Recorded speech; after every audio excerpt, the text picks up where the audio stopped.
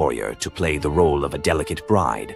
Loki stepped forward with barely contained excitement, volunteering to accompany Thor as his maidservant.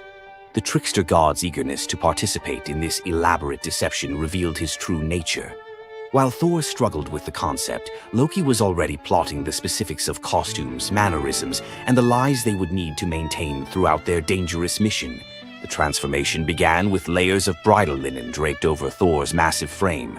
Servants brought forth delicate jewelry, housewives' keys that symbolized domestic authority, and a dainty hood for his head. Finally came the precious necklace of Briesinger. Each item added to the disguise felt like another blow to Thor's warrior identity.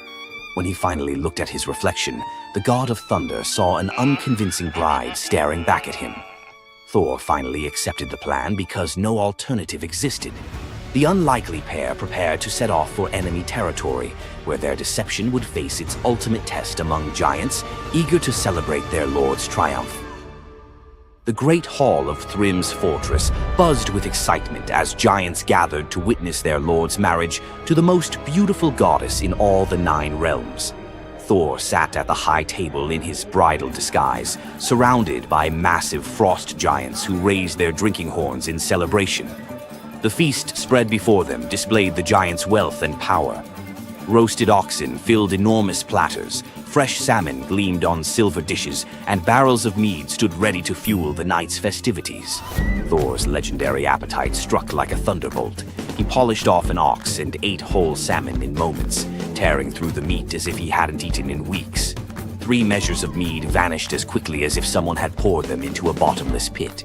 The assembled giants watched in stunned silence as the delicate bride consumed more food than most warriors could handle. Thrym's eyes narrowed with growing suspicion. This goddess ate like a battle-hardened warrior, returning from a long campaign, not like the refined Freya he expected to marry. Loki stepped forward with the smooth confidence of a master storyteller. He spun a tale about Freya's 8-day fast in eager anticipation of reaching Jotunheim and marrying the mighty Thrym. The explanation painted a picture of a lovesick goddess, so excited about her wedding that she had refused all food during her journey. The giants nodded in understanding, their suspicions melting away as they accepted this romantic explanation. Thrym felt honored by such devotion and relaxed completely, his doubts vanishing. Beneath his bridal veil, Thor's rage simmered like molten metal ready to explode. Every moment at the feast brought new challenges as he struggled to maintain feminine mannerisms while surrounded by his enemies. His massive hands shook with barely controlled fury as he watched the giants celebrate what they believed was their victory over Asgard. The critical moment finally arrived. Thrym commanded his servants to bring Mjolnir forth, the very moment Thor had trained his eyes on since dawn. The servants placed the legendary weapon before the disguised bride as part of the traditional ceremony. Thor's fingers closed around Mjolnir's familiar handle, and lightning immediately crackled through the hall. He ripped away his bridal veil and roared his true identity to the shocked giants. Thrym's eyes widened in terror as he realized the bride he had been celebrating was actually the god of thunder himself. Thor swung Mjolnir, killing Thrym instantly after crushing his skull with Mjolnir, then turned on the assembled giants, and even the pleading giantess met Mjolnir's crack before the hall fell silent. The theft that had begun with arrogance ended in complete destruction. This tale reveals how even the mightiest heroes must sometimes sacrifice their pride to protect what matters most. Back in Asgard, the Aesir never spoke of the bearded bride again, though a few still hide a smirk when Thor raises Mjolnir. And we end this story with a very valuable lesson. Never steal Thor's hammer. And if you're going to, don't make him dress like a woman.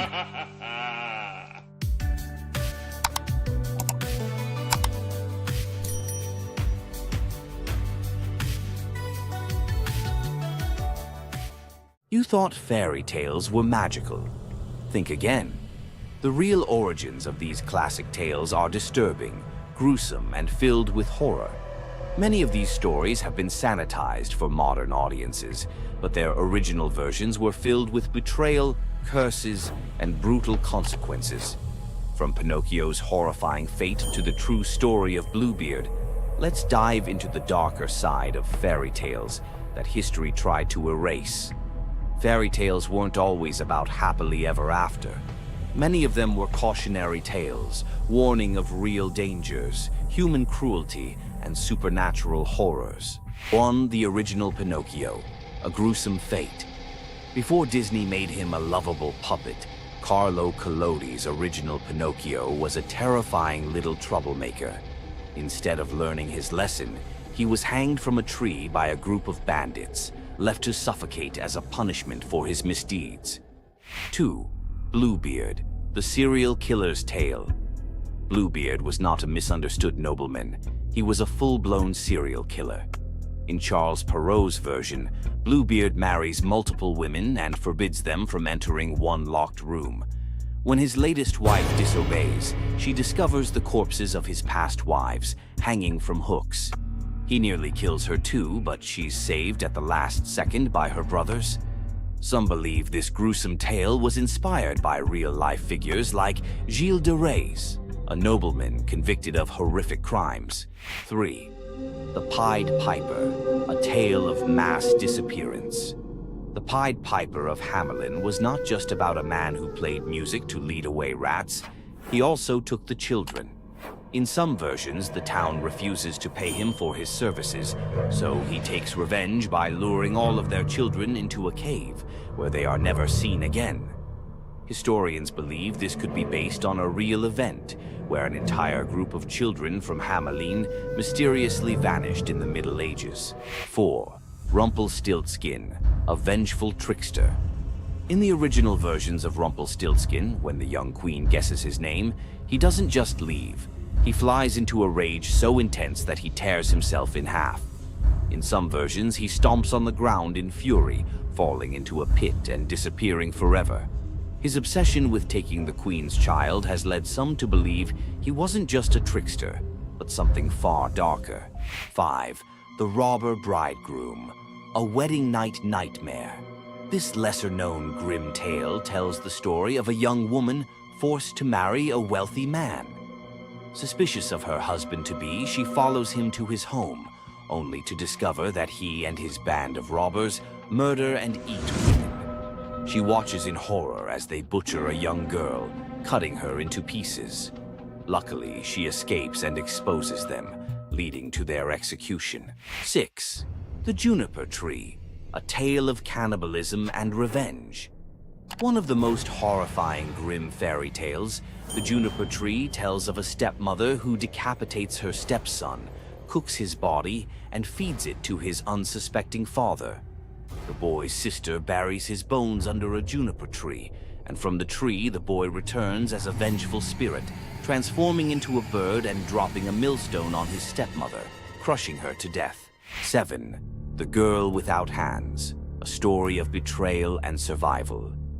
In this disturbing fairy tale, a poor man accidentally sells his daughter to the devil in exchange for wealth. When she resists the devil's temptations, her own father chops off her hands to fulfill the bargain. Eventually, she escapes, gains magical silver hands, and finds a happier fate, but not before enduring unimaginable suffering. Why were these stories so disturbing? Fairy tales weren't just for children. They were warnings, morality lessons, and sometimes outright horror stories meant to instill fear and obedience. Over time, many of them were altered, softened, or rewritten to make them more acceptable. Which of these dark fairy tales shocked you the most? Want to uncover more forgotten stories and chilling legends? Subscribe now and dive into the forgotten history of fairy tales. Centaurs, half man, half horse, heroes or savages? Think you know the full story? Wait until you uncover the darker side of these iconic creatures. Watch till the end to discover what ancient myths don't tell you about the Centaurs.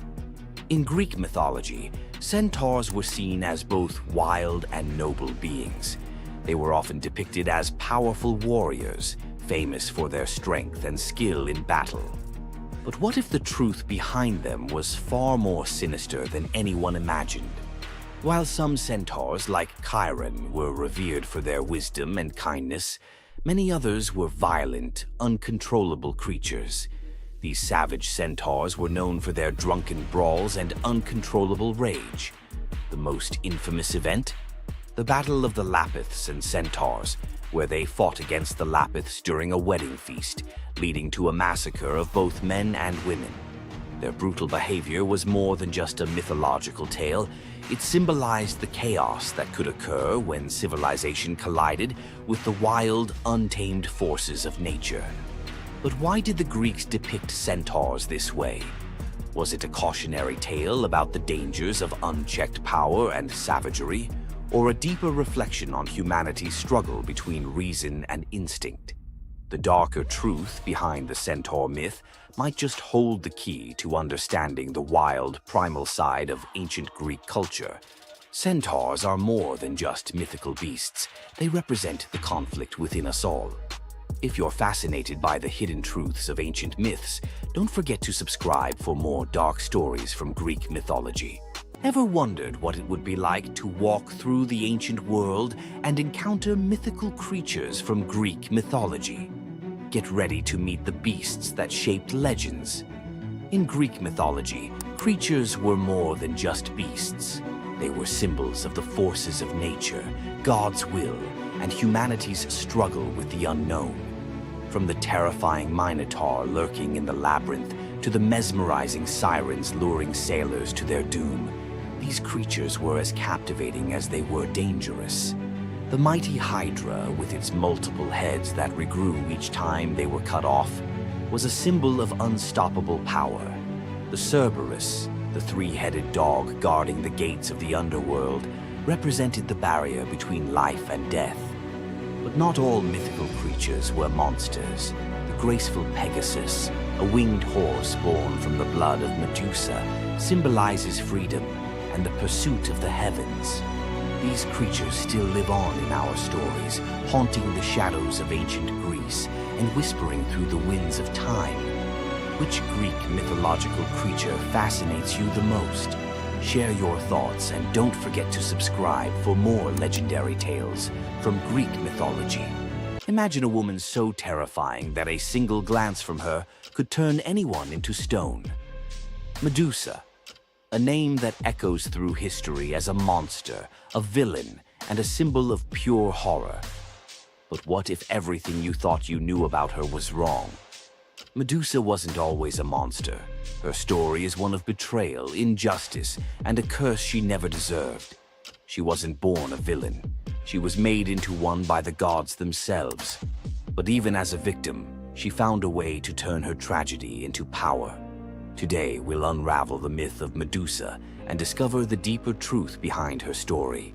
From her tragic origins to her transformation into a feared gorgon, to her epic confrontation with Perseus. This is the tale of Medusa like you've never heard it before. Long before the snakes, before the curse, Medusa was a mortal woman of extraordinary beauty. She wasn't born a monster. She was born human, the daughter of the sea gods, Phorcys and Ceto, while her sisters, Stheno and Euryale, were immortal gorgons. Medusa stood apart as the only mortal among them. But it wasn't her mortality that set her apart. It was her beauty. Medusa's golden hair, radiant complexion, and striking eyes captured the attention of everyone, even the gods. She served as a priestess in the temple of Athena, goddess of wisdom and war, vowing to remain pure and devoted to the goddess. This is where her life took a tragic turn. According to the myth, Poseidon, the god of the sea, became infatuated with Medusa. Overcome by desire, he pursued her relentlessly, and one fateful day he cornered her in Athena's temple. Medusa, defenseless, could not escape his wrath. But instead of protecting her, Athena turned her fury against Medusa. The goddess, enraged by the desecration of her temple, cursed Medusa for what had happened, punishing the victim instead of the perpetrator. Athena's curse transformed Medusa into a gorgon, a being so hideous that no one could bear to look at her. Her golden hair turned into a nest of venomous snakes, and her eyes became so powerful that a single glance could turn living creatures to stone. This moment defined Medusa's new existence. Once revered for her beauty, she was now feared and hunted as a monster. But beneath the horror of her transformation lay a deeper question. Was Medusa truly cursed, or had she been given a weapon to defend herself in a world that had betrayed her? Medusa fled from civilization, retreating to a remote island where she lived in solitude. Here she came to terms with her new form and the terror it inspired. The snakes in her hair hissed constantly, and her reflection, once a source of pride, was now a weapon she couldn't dare to look at. But the world wouldn't let her rest. Tales of the monster of the island spread across Greece, and soon warriors came seeking glory by trying to slay her. None succeeded. Each challenger who entered her domain fell victim to her petrifying gaze, their bodies forever frozen in stone. Medusa's life became one of survival, fending off those who sought to destroy her while grappling with the isolation of her curse. She was trapped in a cycle of violence she didn't choose, but couldn't escape. As the years passed, Medusa's story became twisted. In the eyes of mortals, she was no longer the victim of a cruel curse, but a monster to be feared. The tragic young woman was lost to legend, replaced by the image of a terrifying villain. Enter Perseus, a young demigod with a destiny to fulfill. Tasked with bringing back Medusa's head as proof of his strength, Perseus embarked on a perilous journey to find her. But unlike the warriors before him, Perseus wasn't relying solely on his skill. He had the favor of the gods. Athena and Hermes provided Perseus with gifts to help him on his quest. Winged sandals to fly, a reflective shield to avoid Medusa's gaze, and a sword sharp enough to cut through anything. Most importantly, he was given a magical bag to safely carry her severed head. Perseus's journey to Medusa's lair was filled with danger, but none compared to the final challenge, facing the Gorgon herself. When Perseus arrived, Medusa was sleeping. For the first time in years, she looked peaceful, an almost human reminder of who she once was. But Perseus couldn't afford to hesitate. Using the reflective shield as a mirror, he avoided her petrifying gaze and struck with precision, severing her head in one swift motion. The blood that spilled from Medusa's neck gave birth to two incredible beings, Pegasus, the winged horse, and Chryser, a golden giant. Even in death, Medusa's body produced miracles, a testament to the power she had carried within her. Perseus carried Medusa's severed head back to Greece, where it became both a trophy and a weapon. Her gaze retained its power, turning enemies into stone, and Perseus used it to defeat his foes and protect his people. But Medusa's story didn't end with her death. Over time, her image transformed from that of a monster to a symbol of strength and defiance. Women, especially, began to reclaim her story, seeing her as a figure who resisted the gods and survived unimaginable betrayal. Today, Medusa is more than a mythological figure. She's an icon. Her face appears in art, literature, and even modern movements that challenge systems of power and oppression. But the question remains, was Medusa truly a monster, or was she a victim of a world that feared her power? Medusa's story is a reminder that myths are more than just tales of gods and heroes. They're reflections of human nature, of the injustices and triumphs we still see today. So, what do you think? Was Medusa a villain, or was she a misunderstood symbol of resilience? Leave your thoughts in the comments. Give this video a like if you found her story as fascinating as we did. And don't forget to subscribe to the channel for more deep dives into the myths and legends that continue to shape our world. Until next time, keep questioning, keep exploring, and keep looking beyond the surface. Loki's punishment was brutal. Bound deep within a cavern, his body lashed to 3 jagged rocks with the entrails of his own son. Above him, a serpent hung poised, venom dripping relentlessly onto his exposed skin. This scene, drawn from the Poetic Edda and the Prose Edda, became a symbol of both divine vengeance and suffering that echoed through Norse legend. But the gods never counted on one presence: Sigyn, Loki's faithful wife. Her hands trembled as she knelt beside him, catching each drop of poison before it could sear his flesh. Her quiet devotion became a fragile shield against the god's wrath. Why did she choose loyalty over escape? The answer reveals a truth about love that endures even when the world itself seems lost to darkness. Yet before the cavern, before the venom and the silence, there was a betrayal that shook the heart of Asgard. Baldur was the light of Asgard, cherished by gods and mortals alike. His laughter filled the halls, a warmth that even the golden apples of Idun could not rival. When ominous dreams began to trouble him, his mother Frigg, desperate to protect her son, secured oaths from every creature and object in existence never to harm him.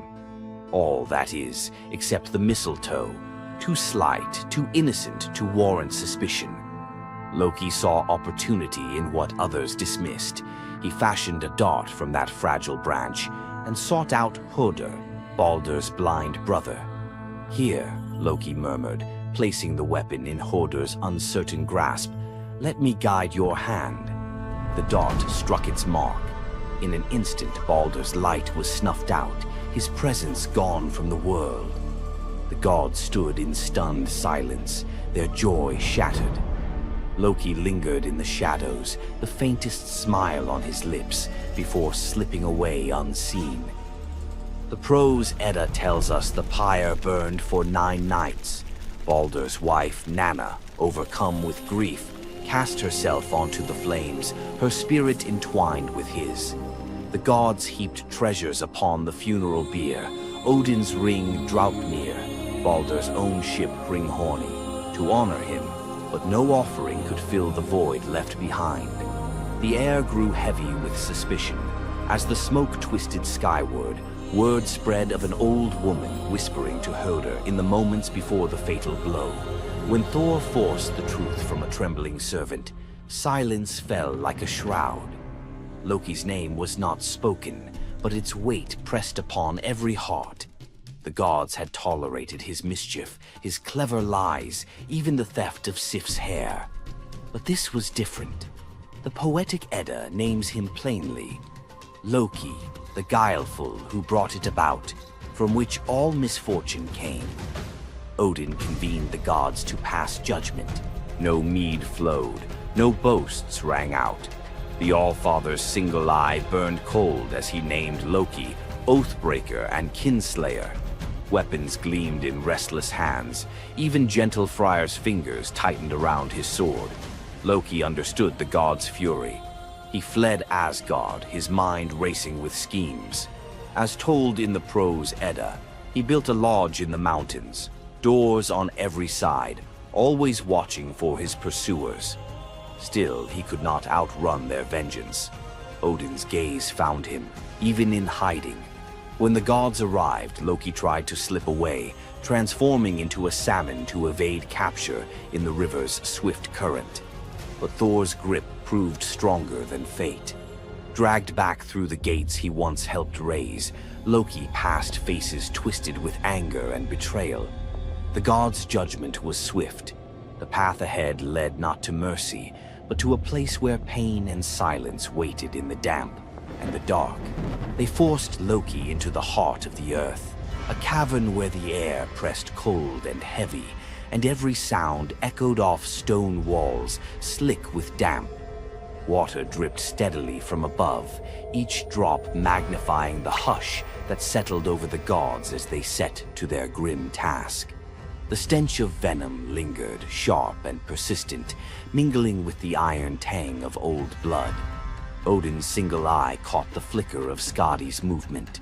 A silent nod passed between them, sealing what would come next. 3 massive boulders, freshly gouged with holes, stood ready.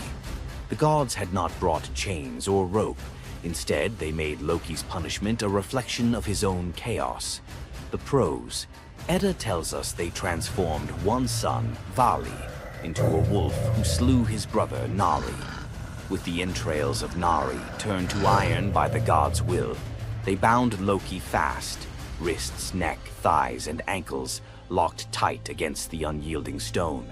As the Völuspá declares, with the guts of his ice-cold son, the killer is bound. Each knot and twist was deliberate, a reminder that his own blood now held him captive.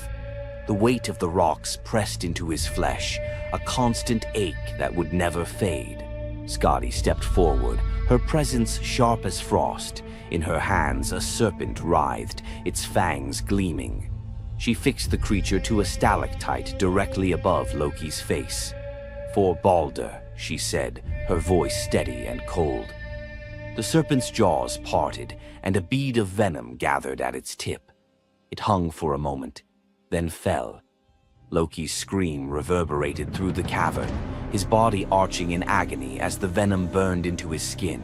The pain was relentless, searing into bone, and the world above felt its echoes, earthquakes shaking Midgard, rivers shifting, the roots of Yggdrasil quivering. The gods watched in silence, their faces unreadable.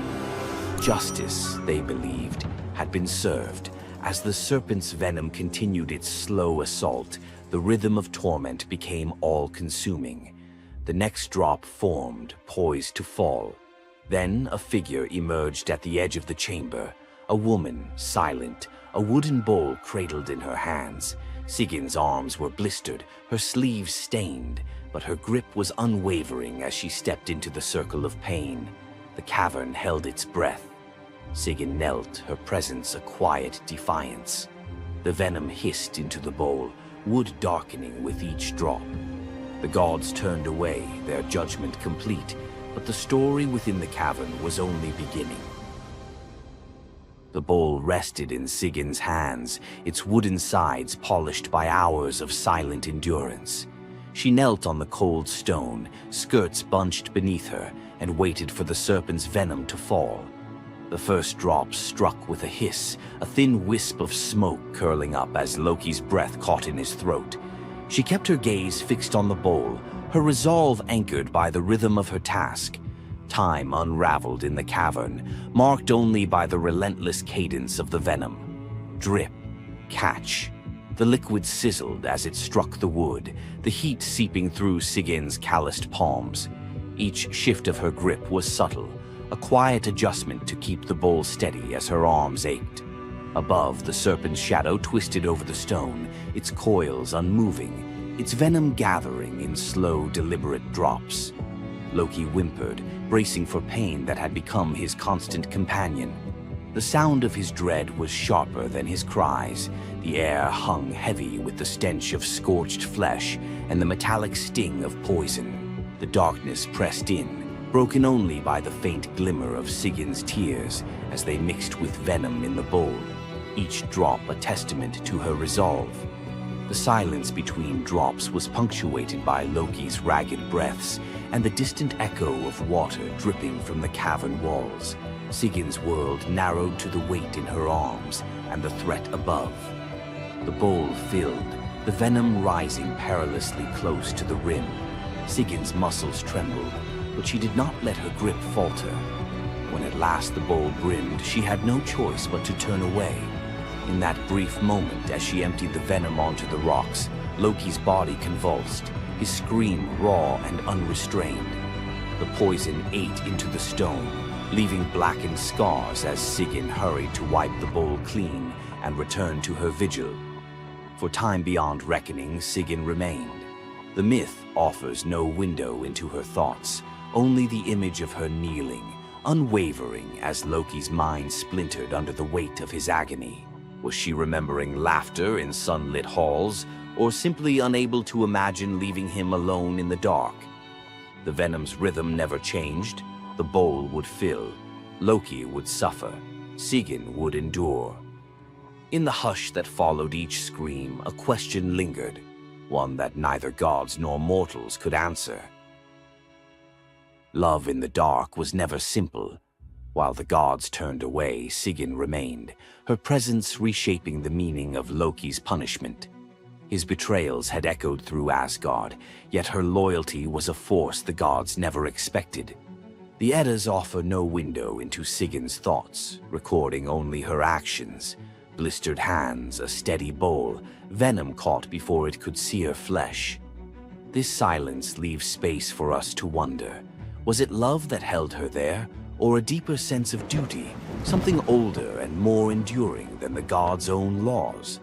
Loki, once the master of deception, now depended on the mercy of the one he had so often left in the shadows. When the bowl overflowed and Sigyn turned away, each drip crept like fire through him, twisting his features in agony. His eyes, when they met hers, flickered with both gratitude and resentment. He needed her, but the venom's torment mingled need with bitterness. Still, Sigyn returned every time, catching the next drop before it could fall. The myths do not say what passed between them in those moments, only that she stayed, her resolve unbroken. Scholars often call Sigyn the embodiment of loyalty, the ultimate symbol of spousal devotion. Yet, her sacrifice was more than an act of love. It was a quiet rebellion. By kneeling in the cavern, she defied the gods' vision of justice. Odin had crafted Loki's punishment to be absolute, to break him alone in the dark. Sigyn's refusal to abandon her husband became a shield, her presence a silent protest that denied the gods complete victory. The Eddas never assign her a motive, leaving modern readers to fill the silence with their own questions and interpretations. Was her endurance an act of compassion or a challenge to the order imposed by the gods? Each drip marked the passage of time, each bowlful a measure of suffering and steadfastness. Loki's laughter, once quick and sharp, faded into broken gasps. His words, sometimes curses, sometimes pleas, found no purchase. Sigyn's hands grew raw and ruined, but she did not falter. The cycle of pain and mercy continued, unbroken. In the end, it was not just Loki who endured the gods' punishment. Sigyn's vigil transformed it, turning isolation into a shared ordeal. In the darkness, her silent defiance and unwavering love became part of the myth, a testament to the power of presence, even when the world has turned away. Sigyn's vigil stands as one of Norse myth's quiet marvels, a steady presence in the shadows, her strength measured not in battle, but in endurance beside the one the gods condemned. As Loki writhed beneath the venom's relentless burn, Sigyn's hands never wavered. The Eddas remember her not for words or deeds of glory, but for the silent rhythm of her care. Her story reminds us that sometimes love endures in darkness. Sigyn's vigil continues until the twilight of the gods, Ragnarok, whenever that may come. Would you have stayed? If Sigyn's silent strength moved you, let us know in the comments or share your favorite Norse hero below. Imagine being one of the greatest hunters in the world, known for your unmatched speed and skill. But despite all your abilities, your destiny is determined by a simple golden apple. Let me tell you the tragic tale of Atalanta, the huntress who couldn't escape her fate. Atalanta was abandoned at birth by her father, Zeus, who didn't want a daughter. Left to die in the wilderness, she was raised by a she-bear, learning to hunt and survive. As she grew, Atalanta became a legendary warrior, her skills in hunting unmatched. But no matter how great she became, she could never escape one thing, her prophecy. A prophecy foretold that Atalanta would only marry a man who could outrun her in a race. As the years went by, many suitors came, eager to win her hand. But Atalanta, fiercely independent, defeated them all.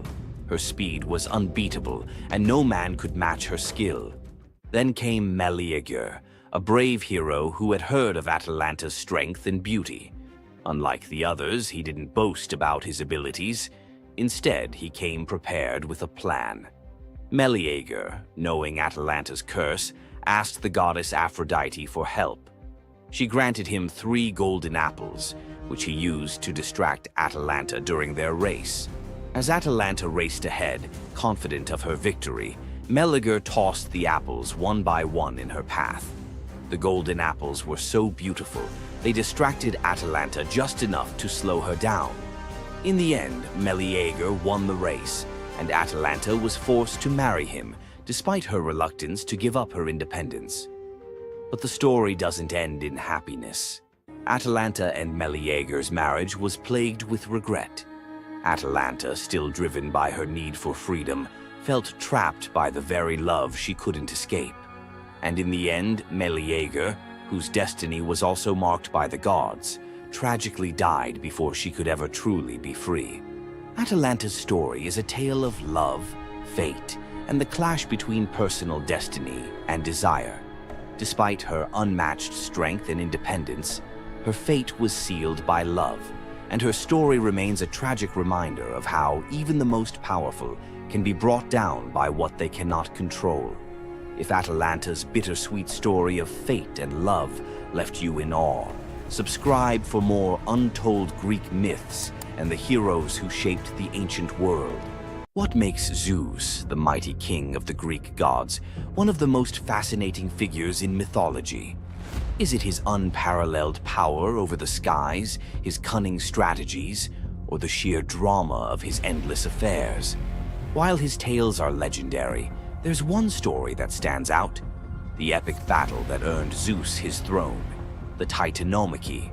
This isn't just a story of a god's rise to power, it's a tale of rebellion, alliances, betrayal, and the ultimate struggle between 2 generations of divine beings. Stay with us as we dive into the myth of the Titanomachy, Zeus's role in overthrowing the Titans, and the secrets that shaped his reign. Before Zeus became the king of the gods, his father, Cronus, ruled the cosmos. Cronus was the youngest of the Titans, a race of primordial deities born of Uranus, the sky, and Gaia, the earth. The Titans were immensely powerful, but also deeply flawed. Cronus had gained power by overthrowing his own father, Uranus, in a brutal act of betrayal. But just as Cronus had betrayed his father, a prophecy loomed over him, warning that one of his own children would overthrow him.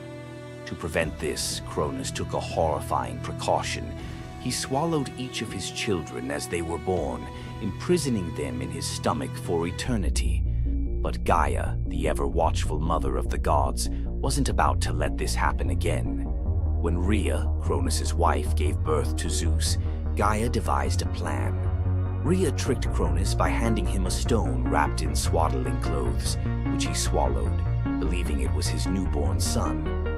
Meanwhile, Zeus was spirited away to a hidden cave on the island of Crete, where he was raised in secret.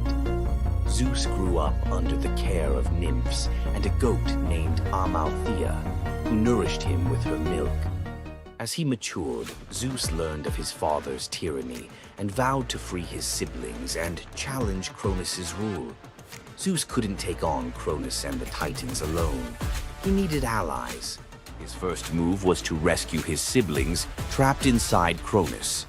With the help of the goddess Metis, Zeus tricked Cronus into drinking a potion that caused him to vomit up his children: Hestia, Demeter, Hera, Hades, and Poseidon, fully grown and ready for battle. Now united, the 6 Olympian siblings declared war on Cronus and the Titans. But the Titans were powerful, and the war, known as the Titanomachy, would rage for 10 years with no clear victor. Realizing they needed an advantage, Zeus turned to the most unlikely of allies, the Hecatonchires and the Cyclopes. These were monstrous children of Gaia and Uranus, imprisoned in Tartarus by Cronus out of fear of their immense power. The Hecatonchires had 100 hands and unparalleled strength, while the Cyclopes were master craftsmen. Zeus descended into Tartarus, defeated its terrifying guardians, and freed these imprisoned beings. In gratitude, the Cyclopes forged weapons for Zeus and his brothers. Zeus received the thunderbolt. Poseidon the trident, and Hades a helmet of invisibility. With these tools and the raw power of the hecatoncheires, the Olympians finally had the upper hand. The final clash of the Titanomachy was a cosmic spectacle.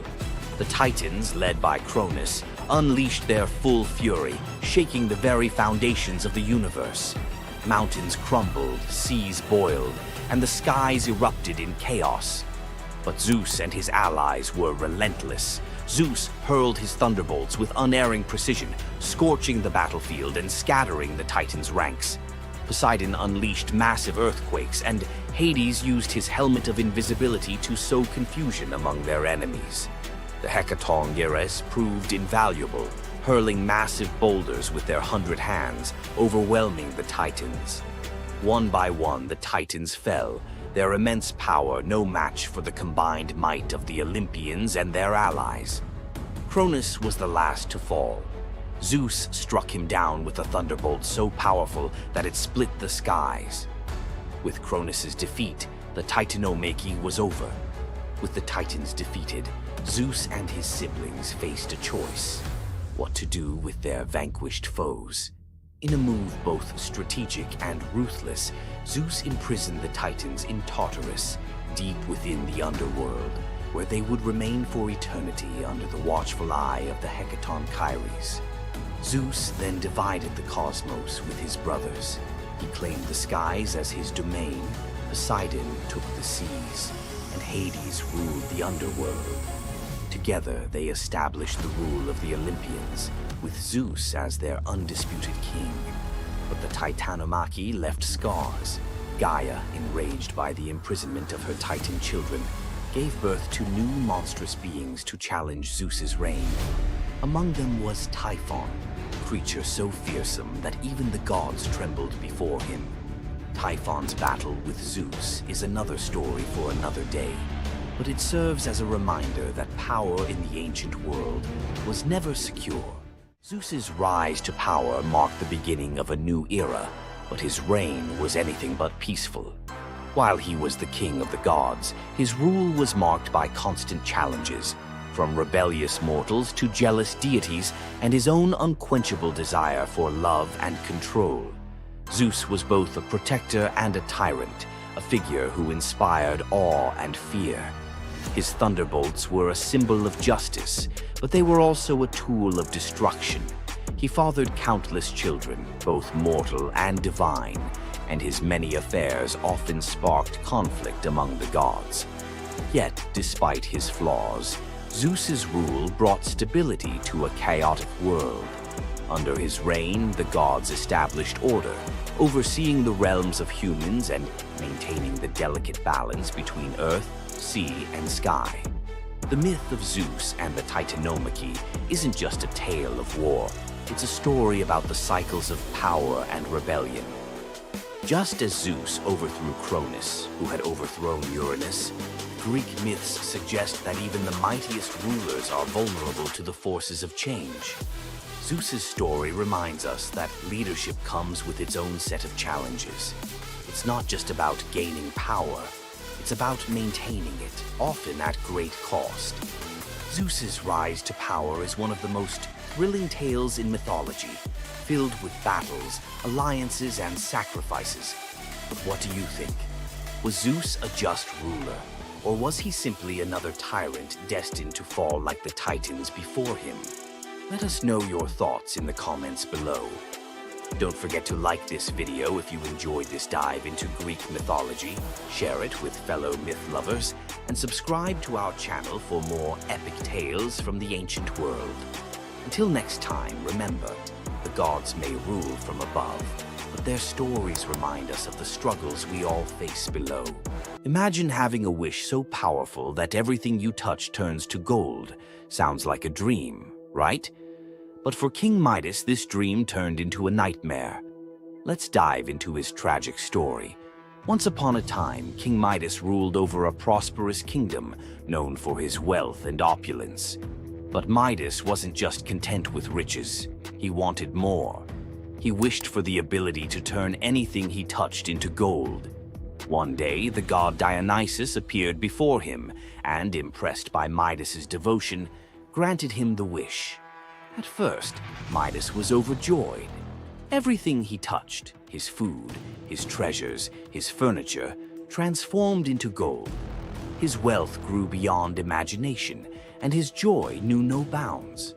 But soon, Midas realized the curse of his wish. He touched a rose, gold. He touched his food, gold. Desperate for a meal, he tried to drink water, gold. In horror, Midas realized that even his daughter, whom he loved dearly, turned into a lifeless golden statue when he touched her. Furious with the consequences of his greed, Midas begged Dionysus for mercy. The god, seeing the king's suffering, told him to wash in the river Pactolus. And in that moment, Midas's golden touch was taken away. The river's waters, now imbued with Midas's curse, carried gold downstream, forever tainting the land. King Midas's story is a reminder that greed often blinds us to the consequences of our desires. His once prized gift became his greatest curse, teaching us that not all treasures are worth the price. If King Midas's tale of power and greed left you thinking, make sure to subscribe for more epic Greek myths and their timeless lessons. Stay tuned for more stories of fate, love, and the god's wrath. What would you do if you gave up everything for love, only to be betrayed by the one you trusted most? In the Greek myth of Medea, love led to ultimate revenge, and the consequences were deadly. Let's dive into this tragic tale. Medea, a sorceress of immense power, fell in love with Jason, the leader of the Argonauts, when he came to her homeland seeking help. Medea, who was deeply in love with him, used her magic to aid him in his quest for the Golden Fleece. She betrayed her own family, murdered her brother, and helped Jason achieve his goal, all out of love for him. Once Jason had the fleece, Medea fled with him to Greece, where they started a life together. But as time went on, Jason's love for Medea faded. He decided to marry Glauce, the daughter of Creon, the king of Corinth, in an effort to secure a more powerful position. Medea, heartbroken and furious at the betrayal, decided to exact her revenge. She used her powers to craft a poison so deadly that it would burn Glauce alive when she put on a beautiful dress that Medea had sent her as a gift. But Medea didn't stop there. In her grief and rage, she murdered her own children, Jason's children, to ensure he would suffer the most for his betrayal. The pain of losing everything she loved was unbearable, and Medea, having left nothing behind but destruction, fled to Athens, leaving Jason to wallow in his sorrow and regret. Medea's story is a tragic reminder of the destructive power of betrayal and the extreme lengths to which love can drive someone. Sometimes love is not only blind, but it can also lead to devastation and vengeance. Does Medea's vengeance leave you thinking about the darkest side of love? Subscribe for more ancient Greek myths filled with twists, power, and passion. You've heard of a goddess whose beauty was unmatched. But what if I told you that her beauty wasn't what it seemed? In fact, her allure led to some of the darkest consequences in ancient myth. This goddess, adored by many, held the power to captivate anyone with a mere glance. She was so beautiful that her charm could sway the gods, kings, and mortals alike. But this beauty came with a deadly price. The goddess we're talking about is none other than Aphrodite, the Greek goddess of love and beauty. While she is often depicted as the epitome of grace, sensuality, and allure, her beauty was more of a curse than a gift. Aphrodite's powers extended beyond just physical beauty. Her charm was irresistible, but it came at a cost. Her very presence could bring turmoil. Many heroes and kings fell victim to their obsession with her. Take Paris, for instance. His decision to choose Aphrodite as the fairest of the goddesses set in motion the events that led to the Trojan War. His desire for her beauty caused the death of thousands and the fall of Troy. But Aphrodite's beauty didn't just destroy men. it could break gods too. The tale of her and Ares, the god of war, exemplifies this. While Aphrodite was married to Hephaestus, the god of blacksmiths, her passionate affair with Ares led to chaos among the gods. Her beauty wasn't just about attraction, it caused jealousy, betrayal, and ultimately destruction. Despite her dazzling appearance, Aphrodite was also a figure of deceit and destruction, proving that beauty, when it holds such power, can be dangerous. It's no wonder the ancient Greeks warned that appearances can be deceiving. Aphrodite's beauty may have dazzled the world, but her story teaches us that sometimes what's on the surface can mask a much darker reality. So, was Aphrodite's beauty a blessing or a curse? The myths suggest that beauty, when wielded by the gods, is never what it seems. If you want to uncover more hidden truths about gods and goddesses from the ancient world, hit that subscribe button. There's so much more to explore in these captivating stories.